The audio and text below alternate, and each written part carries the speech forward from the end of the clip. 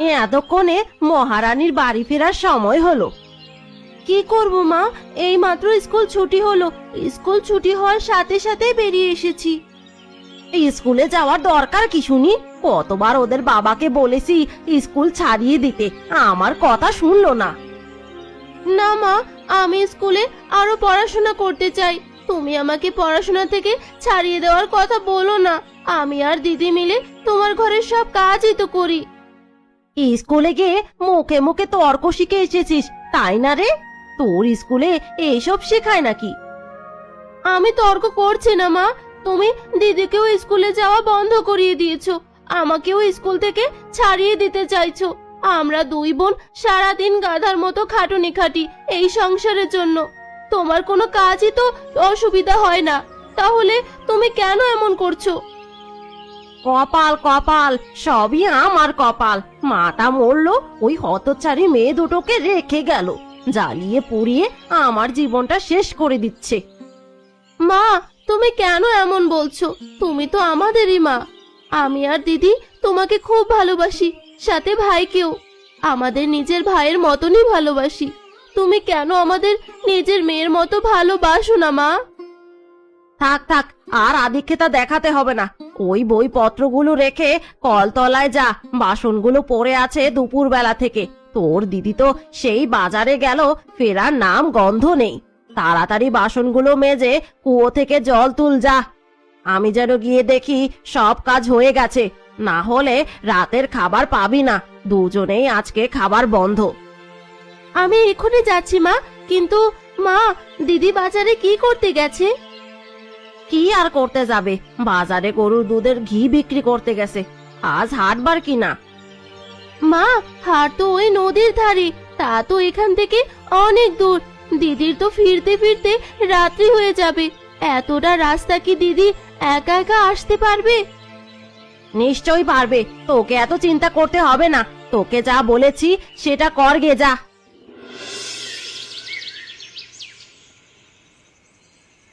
যাক বাবা, ভাগ্যিস তুমি সঙ্গে ছিলে, নইলে আমি একা একা কিভাবে যে ফিরতাম এই সন্ধ্যাবেলা।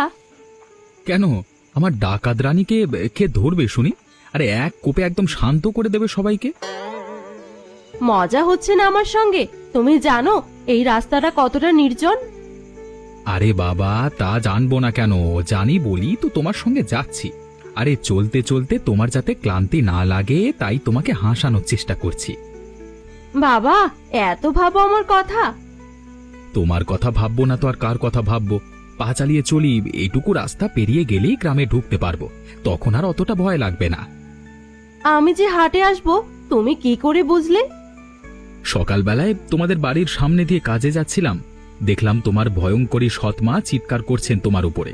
একটুখানি কৌতূহলবশত দাঁড়িয়ে গেছিলাম, তারপর ওখানেই শুনলাম উনি নাকি তোমাকে ঘি নিয়ে আসতে বলছেন।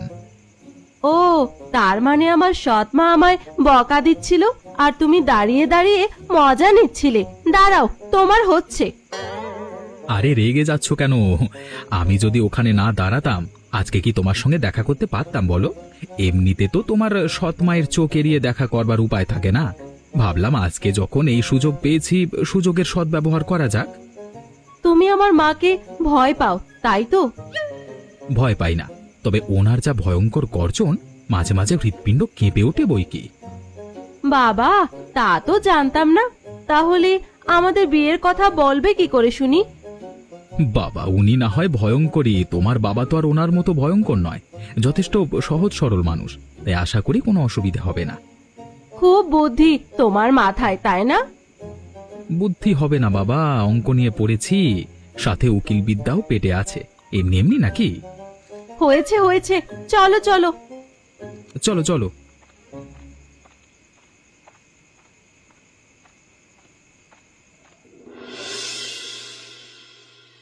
বুড়িমা, আর কিছু কি এনে দিতে হবে বলো? তাড়াহুড়া করছিস কেন বাছা? এই তো মাত্র ভাত বসালাম, এর মধ্যেই তো এত তাড়াহুড়া কেন? আগে রান্না করি, তবেই তো বুঝবো কি কি লাগবে। ওই তো তোমার রান্না ছিরি, প্রতিদিন সেই এক কলা আলু সেদ্ধ, না হয় মুগ ডাল সেদ্ধ, ওই রাতে আবার কি এমন লাগে শুনি? তবে রে বেটা, আমাকে নিয়ে মশকারা হচ্ছে। তোকে দেখাচ্ছি মজা হচ্ছে। আমার লাঠিটা কোথায় গেল? এই দেখো বুড়ি আমার দিকে তেড়ে আসছে। আমি ভুলটা কি বললাম শুনি? তুমি বলো, এর বাইরে তুমি আর কিছু রান্না করতে জানো কি? আমার রান্না যদি একবার খেতিস না, হাত চেটে পুটে খেতিস। আহা, কি সব দিন ছিল সেইগুলো। ওই বাড়ির হাড়িতে প্রতিদিন 10-12 জনের করে রান্না হতো। 5 রকমের তৈরি তরকারি প্রতিদিন তৈরি হতো। থাকতো প্রতিদিন অন্তত 2 রকমের মাছ। রুই মাছের কালিয়া, রুই পোস্ত, পাতলা ঝোল, কাতলা মাছের ভাপা, ইলিশের মাথা দিয়ে কচু শাক, চুনো মাছের চচ্চড়ি, লাউ পাতার কই ভাপা, আরো কত কি। থামো থামো বুড়িমা, এবার তো জিভে জল চলে আসবে। এত কিছু যখন রাঁধতে জানো, এখন রাঁধো না কেন? আমাকে তো কিছু রান্না করে খাওয়াতে পারো নাকি? আমি যদি খেতে পারতাম রে মুখ পোড়া, তাহলে কি তোকে খেতে দিতাম না? সেই কোন কালে তোর বাবু মাছ খেতে ভালোবাসতো বলে মরে যাওয়ার পর জেদে বসে মাছ খাওয়া ছেড়েই দিয়েছি। এখন আর নতুন করে খাওয়ার কথা ভাবি না। পেটে খিদে মুখে লাজ। কোনোদিনও যদি কেউ তোমায় জোর করে মাছ খাওয়ায়, খাবে? সে দেখা যাবে। এখন তুই একটা কাজ কর, আমাকে কয়টা কাঁচা কলা এনে দে দেখি চট করে। এনে দিচ্ছি, কিন্তু আমি কাঁচা গোল্লা সেদ্ধ খাবো না বলে দিচ্ছি। তোকে কাঁচা কলার সেদ্ধ খেতে হবে না, আমি কাঁচা কলার কোপ্তা বানিয়ে দেব।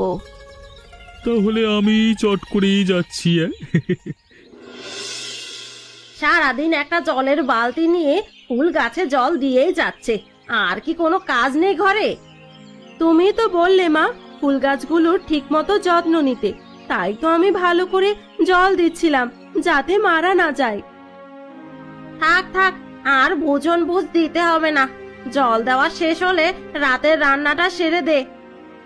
আমি তো সন্ধ্যায় বসাই, এখনো তো আরো বাকি কাজ পড়ে আছে। তুই এখন বাকি কাজ ছেড়ে আমার সাথে একটু স্টেশনে যাবি। কিছু মালপত্র নেওয়ার আছে, আমি একা একা বয়ে আনতে পারবো না। তাড়াতাড়ি হাতের কাজ বাজ সেরে রান্না চাপা। ঝুমা তো কোনো পাত্তাই নেই, জানি না কোন পাড়ায় পাড়ায় বেড়াচ্ছে। দিন দিন বজ্জাত হয়ে যাচ্ছে মেয়েটা। না মা, আসলে ও পাড়ার মালতীর সাথে একসাথে পড়াশোনা করে। দুজনে একসাথে পড়াশোনা করতে গিয়েছে, আমাকে বলে গিয়েছে। আসলে ওর তো বই পায় না, কিন্তু মালতীর তো সব বই আছে, তাই ওরা একসাথেই পড়ে। ওজোর আবার চিত হয়ে শোয়ার শখ হয়েছে, যত সব। নে নে, আর দেরি করিস না, তাড়াতাড়ি যা। আমি কিন্তু আর ঘন্টা খানেকের মধ্যেই বেরোবো। এর মধ্যে সব কাজ সেরে রান্না সারতে হবে তোকে, মনে আছে তো? 20টি রুটির সঙ্গে 2টো তরকারি। সব মনে আছে, আমি 1 ঘন্টার মধ্যে সব করে দেব, তুমি চিন্তা করো না। তাই যেন হয়, না হলে 2 বোনের কপালে আজ দুঃখ আছে বলে দিলাম।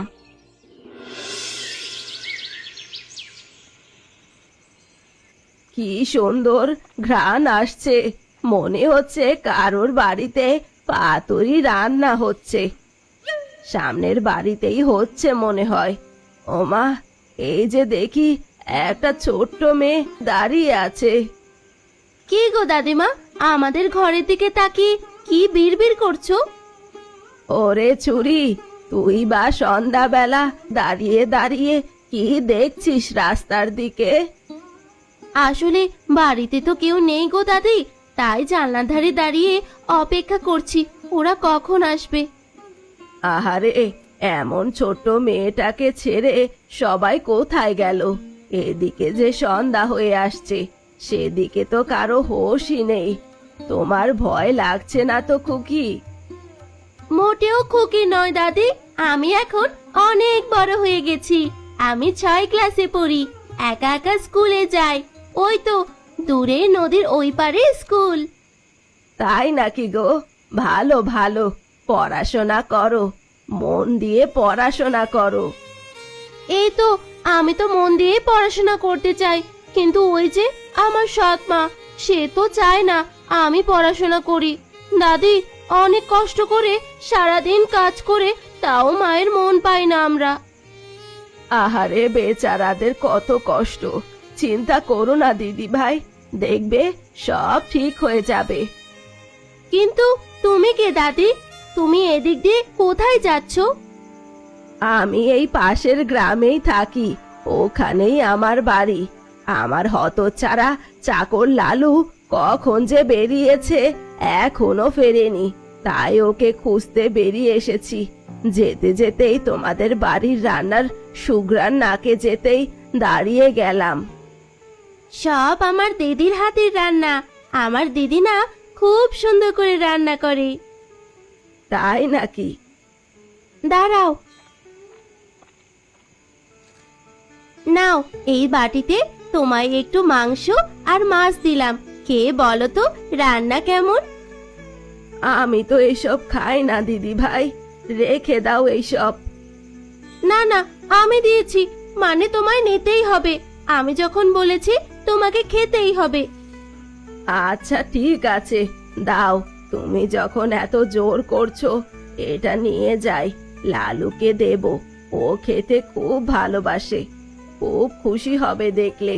খুব ভালো থেকো দিদি ভাই, আমার আবার একদিন দেখা হবে। যদি কখনো কোনো দরকার হয় আমার বাড়িতে চলে এসো। পাশের গ্রামে কান্তপুরি বললেই সবাই চিনতে পারবে। আমি চলি। দাদিকে তো মাংস মাছ দিয়েই দিলাম, যদি এখন মা এসে খোঁজ করে কি বলবো তাহলে? যা বলবে বলবে, পরে দেখা যাবে। ওস্তাদ, এবার কিন্তু মালগুলোকে অন্য কোথাও লোকাতে হবে, নাহলে নির্ঘাত ধরা পড়ে জেলে যাব। আমি ভাবিনি ভেবেছিস, কিন্তু শুধু মুখে বললেই তো হবে না, তার জন্য সঠিক পরিকল্পনা করতে হবে। পুলিশ কিন্তু হন্যে হয়ে খুঁজছে ওস্তাদ। মন্ত্রীর বাড়ি চুরির মাল বলে কথা, একবার পড়লে কিন্তু সেই ঘরে যাওয়া কেউ আটকাতে পারবে না। খালি খালি বাজে কথা তোর মুখে। এই বে, কি আর বলবো, তুমি বলো কি করব। শোন, আজকে সকালে গিয়ে আমি মাল রাখবার একটা জায়গা দেখে এসেছি। আজকে রাতে গিয়ে কাজটা সেরে ফেলতে হবে। কোথায় ওস্তাদ, কোথায়? আরে ওই পাশের গ্রামে একটা বুড়ি থাকে না, শুধু তার চাকর তার সঙ্গে থাকে, আর ঘরে কেউ থাকে না। ওদের একটা রান্নাঘর আছে, রান্নাঘরটা বাড়ির বাইরে। সারা দিনের মাত্র দুবেলা রান্না করে বুড়ি, তাই মাটি খুঁড়ে টাকা পুড়তে এমন কোনো অসুবিধা হবে না। যেহেতু বাড়ির বাইরে কাজ কাছালার মধ্যে রান্নাঘর, তাই টাকা পরে বের করে আনতেও অসুবিধা হবে না। জিও গুরু জিও, একদম ফাটিয়ে দিয়েছো। এই না হলে আমার ওস্তাদ। তাহলে দেরি করে লাভ নেই গুরু, আজকে রাতেই কাজটা সেরে ফেলি। আর কয়েকটা দিন ওখানেই লোকানো থাক, তারপর চারিদিক ঠান্ডা হয়ে গেলে সময় সুযোগ পেলে টাকাটা তুলে আনবো। হ্যাঁ একদম, তবে কাজটা কিন্তু খুব সাবধানে করতে হবে, কাকপক্ষীতেও যেন টেন না পায়। চিন্তা করো না, সব ঠিকঠাক হয়ে যাবে, তারপর আমরা পুরো মালামাল হয়ে যাব। এই ঝুমা, ঝুমা কোথায় গেলি? আয় বলছি, এদিকে তাড়াতাড়ি। আমাকে ডাকছিলে মা? তোমাকে না ডেকে কি আর উপায় আছে? এত মাছ কোথায় গেল রে? আর বাটিতে মাংস কম দেখাচ্ছে কেন? কই মা, সবই তো ঠিকঠাক আছে। কোথায় সব ঠিকঠাক আছে শুনি? আমার চোখে ফাঁকি দিবি ভেবেছিস? সত্যি করে বল, আমরা যখন বাড়িতে ছিলাম তখন তুই ওইগুলো খেয়ে নিয়েছিস, তাই তো? এখন মিথ্যা কথা বলে লুকাতে চাইছিস। না মা, সত্যি বলছি, আমি খাইনি। কি হয়েছে মা, তুমি বোনকে বকছো কেন? বকবো না তো কি, তোর বোনকে উপহার দেব? আমরা যখন ছিলাম না তখন লুকিয়ে লুকিয়ে মাছ মাংস সব খেয়েছে, আবার মিথ্যা কথা শিখেছে। সত্যি করে বল তো বোন, তুই কি কাজটা করেছিস? না না দিদি, আমি এই কাজ করিনি। আসলে এক বুড়ি দাদি রাস্তা দিয়ে যাচ্ছিল, ওনার আমাদের রান্নার গন্ধ খুব পছন্দ হয়েছে, তাই ওনাকে একটা বাটিতে মাংস আর দুটো মাছ দিয়েছি। শুনলে তো মা, বাচ্চা মানুষ একটা ভুল করে ফেলেছে, ওকে আর বকো না। আমরা তো এমনিতেও মাছ মাংস খাই না মা, তুমি আর বাবাই তো খাবে। যা আছে তোমাদের হয়ে যাবে, ভাই তো মামার বাড়িতে, এই নিয়ে অশান্তি করো না। দুই বোনের মুখে দেখছি খুব বলি ফুটেছে। আমার খাবে, আমার পড়বে, আবার উল্টো আমাকেই চোখ দেখাবে। আজকে তোদের ব্যবস্থা করছি। আমার কথা শোনো মা, এমনটি করো না। তুমি যা বলবে আমরা তাই শুনবো, আর অবাধ্য হব না। বেরিয়ে যা বলছি দুটো আমার চোখের সামনে থেকে, আর যেন কখনোই আমি এই বাড়িতে তোদেরকে না দেখি। তুমি তাড়িয়ে দিলে এই রাত্রিবেলা আমরা কোথায় যাব মা? আমাদের যে যাওয়ার কোনো জায়গা নেই। যেখানে খুশি সেখানে যা, আমার কোনো দরকার নেই। আমি ঘরের কাজে যাচ্ছি, ফিরে এসে যেন তোদের মুখ না দেখি।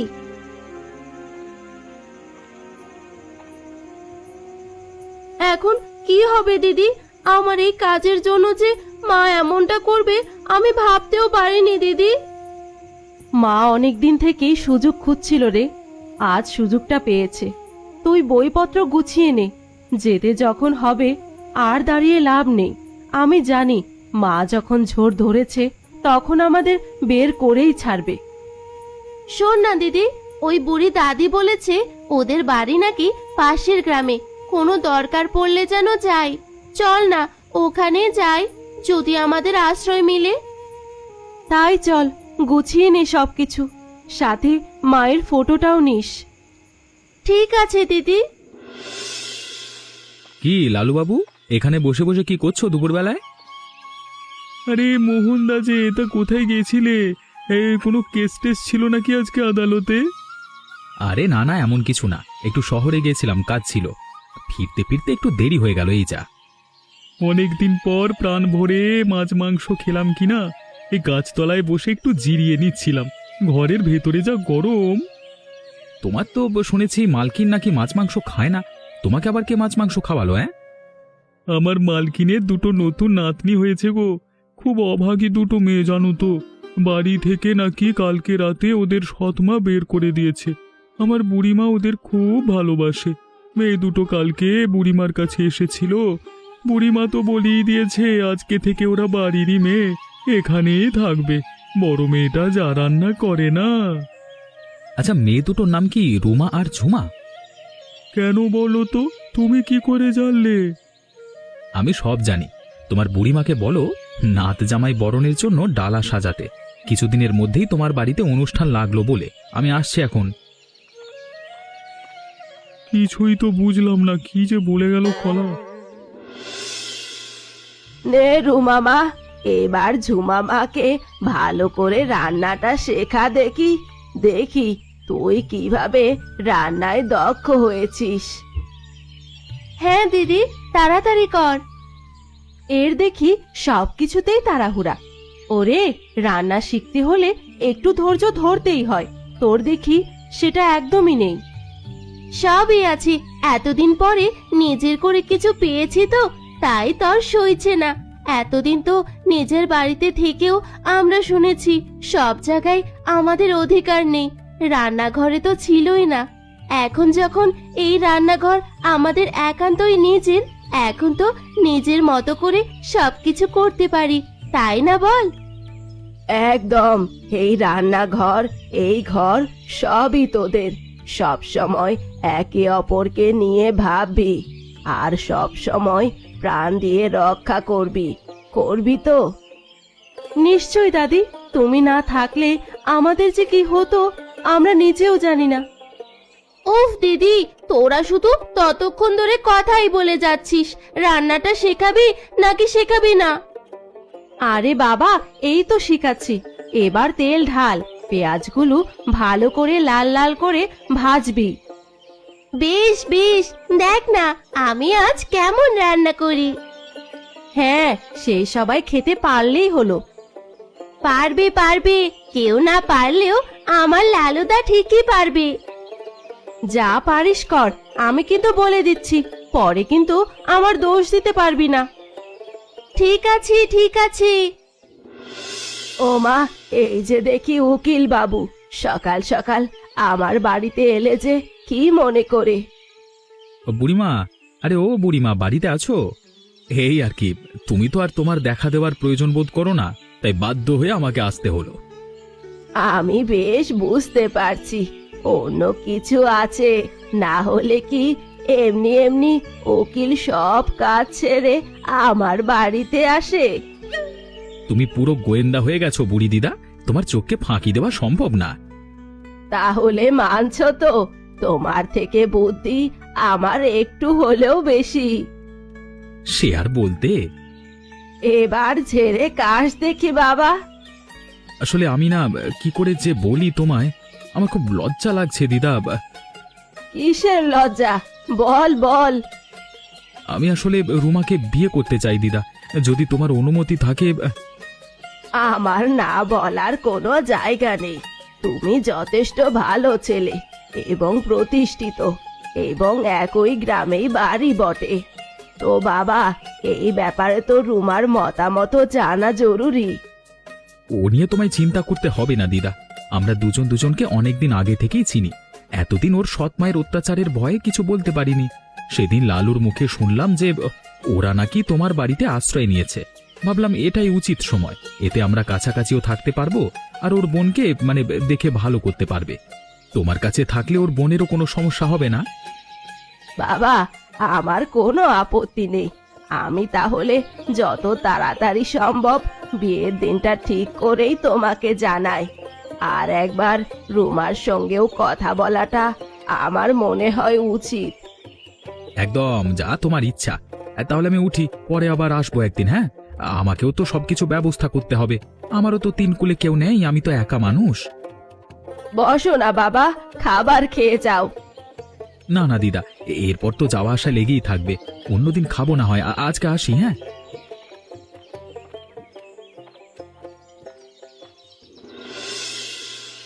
দেখেছ ওস্তাদ, ওই রান্নাঘর তো এখন দেখছি সারাদিন জমজমাট থাকে।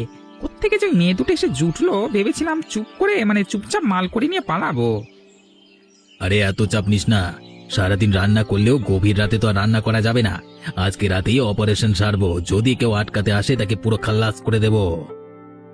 ওস্তাদ, আগে মাত্র দুজন ছিল, এখন বাড়িতে 4 জন, বুঝতেই তো পারছো। ভয় পাচ্ছিস নাকি? এই দুটো পুচকি মেয়ে আমাদের কি করবে রে? বড়ি তো তাড়াতাড়ি ঘুমিয়ে যেত, বেটা চাকর লালু তো নাক ডাকিয়ে বসে বসে ঘুমায়, কিন্তু মেয়ে দুটো তারা এত তাড়াতাড়ি ঘুমাবে না। যদি ঘুমায়ও, এই খোঁড়াখড়ির শব্দে নিশ্চয়ই জেগে উঠবে। কি করবে ভেবেছো? যদি চিৎকার করে লোক জড়ো করে? করতে দে না, এই রান্না করবার পুরো ঘরে আগুন জ্বালিয়ে দেবো, একটাও বেঁচে থাকবে না। এখন এখান থেকে চলো গুরু, কেউ দেখে ফেললে সর্বনাশ হয়ে যাবে। এমনিতেই আমাদেরকে পুলিশ খুঁজছে চারপাশে, আজকে রাতে কোনো মতে এগুলো নিয়ে ফেরার হয়ে যাব। ঠিক আছে, চল চল, এখন আমাদের ঠিকে চলে যাই, চল। তোমাকে কি করতে হবে মনে আছে তো লালুদা? আর বলতে, আমার বুড়িমার ঘরের দিকে নজর, আবার আমাদের রান্নাঘরে কিনা জোড়ায় মাল পুঁতে রাখা। ওদের দেখাচ্ছি মজা, আজ কি সিঁড়ি ঘরে পাঠাবো দুজনকে। আমার কিন্তু ভয় করছে। যা করছিস ভেবেচিন্তে করছিস তো? চিন্তা করিস না দিদি, তোর এই বোনের ওপর একটু ভরসা রাখ। ভাগ্যিস কালকে তুই আমাকে দোকানে পাঠিয়েছিলি জিনিসপত্র আনতে, তাই তো ফেরার পথে ওই দুটোকে দেখি চোখের আড়ালে লুকিয়ে। ওদের কথা শুনলাম, না হলে কি জানতে পারতাম নাকি এত কথা? তুমি চিন্তা করো না বড় দিদি, আমরা আজকে আটঘাট বেঁধেই মাঠে নেমেছি। চুপ চুপ, ওই যে কারা আসছে মনে হচ্ছে। ঠিক করে জায়গাটা মনে রেখেছিস তো? কোথায় কোথায় ছিল? হ্যাঁ ওস্তাদ, অন্ধকারে তো কিছুই দেখা যাচ্ছে না। আরে অন্ধকারে করতে হবে, আলো জ্বালানো যাবে না। লালুদা, দড়িটা তোলো। এই যে এই পাঁচর মনে হচ্ছে ভেঙে গেল, এইভাবে কি করে ধরা পড়লাম? দাঁড়াও, এই তো মাত্র শুরু। এই নাও তোমাদের জন্য স্পেশাল লঙ্কা গুঁড়ো। মা গো, চলে গেল। ওরে বাবা, একটু জল, ও জল, ওরে বাবা। হাড়ির ভিতরে হাত ঢোকাও, এখানে জল আছে। মারে মারে, কাঁকড়ায় কামড়ে দিল রে, সিংহে মাছে আবার বিঁধে দিল রে। ওরে বাবা, ওরে বাবা রে। কেউ বাঁচবে না। এই যে তোমাদের আজকে খুঁটির সঙ্গে বাঁধলাম, এবার পুলিশ এসেই তোমাদের নিয়ে যাবে, খবর দিয়ে দিয়েছি। ছেড়ে দে, ছেড়ে দে বলছি। একবার এখান থেকে বেরোতে পারলে না তোর মজা দেখিয়ে ছাড়বো। ছেড়ে দে, ছেড়ে দে। আমাদের রান্নাঘরের ক্ষতি করা, আমাদের রান্নাঘর থেকে চোরা মাল নিয়ে যাওয়ার ধান্দা, দেখ এবার কেমন লাগে। আসছে পুলিশ তোদের নিয়ে যেতে। এবার জেলের ভিতরেই পচে মর। বলেছিলাম না ওস্তাদ, দেখে শুনে কাজ করতে, এবার আমাকে সত্যি জেলে যেতে হবে গো।